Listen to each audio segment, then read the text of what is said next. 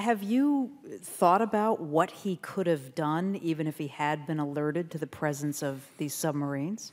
Well, I think, well, what could have, and frankly, should have happened, and again, we're now talking, you know, I mean, I don't say this in the book that this should have happened, but, you know, what could have been done is, first of all, he could have been given much more specific information, which might have really gotten his attention, which certainly would have gotten mine. And, you know, he could have been diverted into Queenstown, now renamed Cove. He could have been diverted into Queenstown, which is where the Lusitania, in fact, in the past had stopped on mail runs until they realized that there were just too many incidents of scraping the bottom in the shallow harbor there.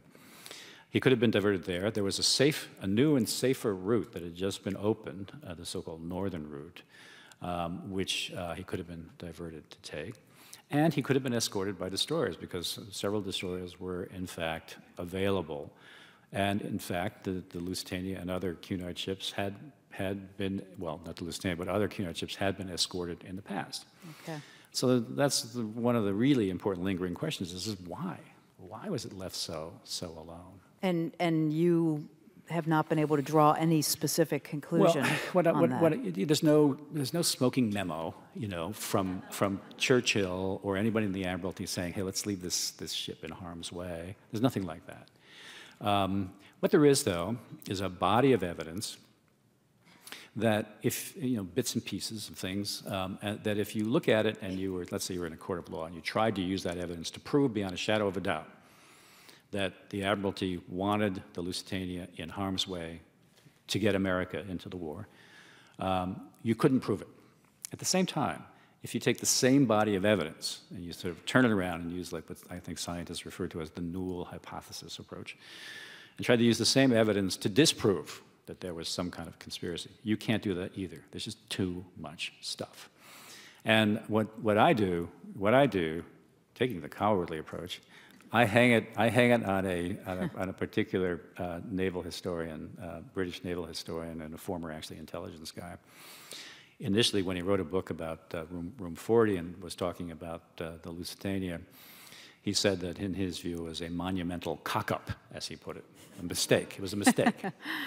But later in life, as more and more evidence came to the fore, and this is something that he says in an interview that is in the files at the Imperial War Museum in London, which is a great place also. It is. It is a great place. And yeah, really, really terrific. And in this interview, he expresses a change of heart.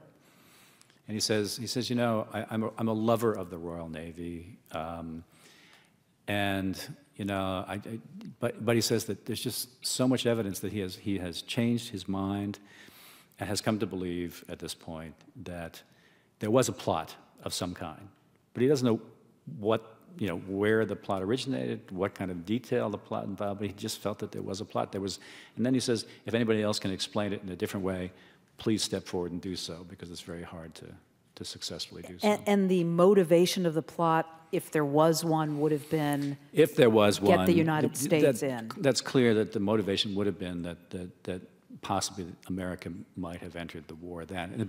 And one thing is very clear, by the way, is that Churchill wanted America to enter the war, and actually in an earlier letter it says as much. He says he's talking to the head of the Board of Trade, a man named Runciman. He's talking to him in a letter, and he says, you know, we need the traffic from America, you know, as much of it as we can. And then he has this very interesting line. He says, and if some of it gets in trouble, all the better.